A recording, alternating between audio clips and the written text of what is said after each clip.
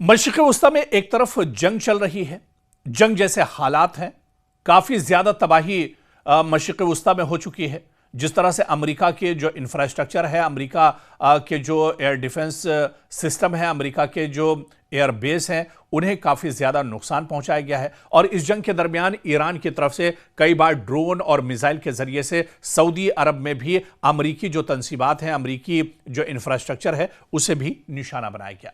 दूसरी तरफ आप देखिए कि मुक़द्दस सफ़र हज, फ़रीज़ हज का दौर भी एक तरह से शुरू हो रहा है। और इस जंग के बीच में अब सऊदी अरब की वज़ारत दिफ़ा ने बहुत बड़ा ऐलान किया है कि पाकिस्तान से एक फ़ौजी दस्ता मशरिक़ी इलाक़े वाक़े किंग अब्दुल अज़ीज़ एयरबेस पहुँच गया है। जी हाँ, पाकिस्तान का एक बड़ा फ़ौजी दस्ता अब सऊदी अरब पहुँच चुका है। इसके पीछे क्या कुछ मकसद हो सकता है, इसको लेकर दरअसल जो जानकार हैं, जो माहिरीन हैं, उनकी अलग अलग राय आ रही है। लेकिन जंग के बीच में इस कदम को बहुत अहमियत के तौर पर, बहुत बड़े कदम के तौर पर देखा जा रहा है। दरअसल वजारत के मुताबिक, सऊदी की जो वजारत दिफा है उसके मुताबिक यह तैनाती दोनों ममालिक के दरमियान ज्वाइंट स्ट्रेटेजिक डिफेंस एग्रीमेंट के तहत की गई है।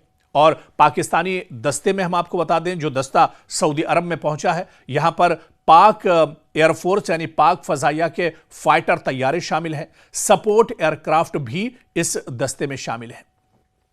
दोनों ममालिक के अफवाज के दरमियान मिलिट्री कोऑर्डिनेशन मजबूत करना और ऑपरेशनल जो तैयारी है, इसको बेहतर बनाना दरअसल इसका मकसद बताया जा रहा है। खित्ते और आलमी सतह पर अमन और इस्तेहकाम को फरोग देना भी दरअसल इसे बताया जा रहा है।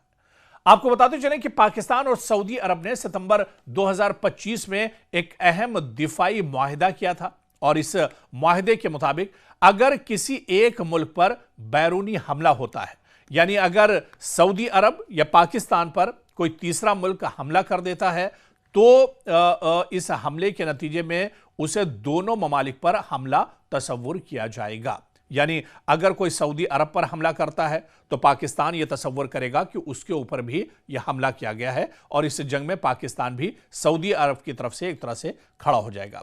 इसी वजह से इस मुआहिदे को दोनों ममालिक ने तारीखी मुआहिदा करार दिया था। साल 2025 में, ठीक 1 साल पहले यह मुआहिदा हुआ था। पाकिस्तान और सऊदी अरब के दरमियान फौजी ताउन दरअसल कोई नया नहीं है, ये ताल्लुकात कई दहाइयों पर मुहित हैं। पाकिस्तान माजी में भी सऊदी अफवाज को तरबियत देता रहा है, सिक्योरिटी में मदद फराहम करता रहा है पाकिस्तान। और यह पेशरफ्त ऐसे वक्त में हुई है जब दोहा पर इजरायली हमले के बाद अरब दुनिया में तशवीश बढ़ी है। अमेरिका और ईरान इजराइल के दरमियान कशीदगी में इजाफा हुआ है, और सऊदी अरब को ईरानी मिसाइल और ड्रोन हमलों का खतरा दरअसल दरपेश है। दरअसल यह सिर्फ एक फौजी तैनाती नहीं, बल्कि एक बहुत बड़ा स्ट्रेटेजिक पैगाम भी है, मैसेज भी है। इसमें बड़ा मैसेज यह है मशरिक़ वस्ता की दिफा को लेकर कि सऊदी अरब दरअसल अकेला नहीं है, पाकिस्तान उसके शाना बशाना खड़ा है। फ़ज़ाई ताकत में इससे सऊदी की ताकत में इजाफा होगा। पाक फ़ज़ाइया की मौजूदगी सऊदी दिफा को मज़ीद मजबूत एक तरह से बनाती है, और खित्ते में ताकत का तवाज़ुन बरकरार रखने की दरअसल एक बड़ी कोशिश के तौर पर भी इसे देखा जा रहा है।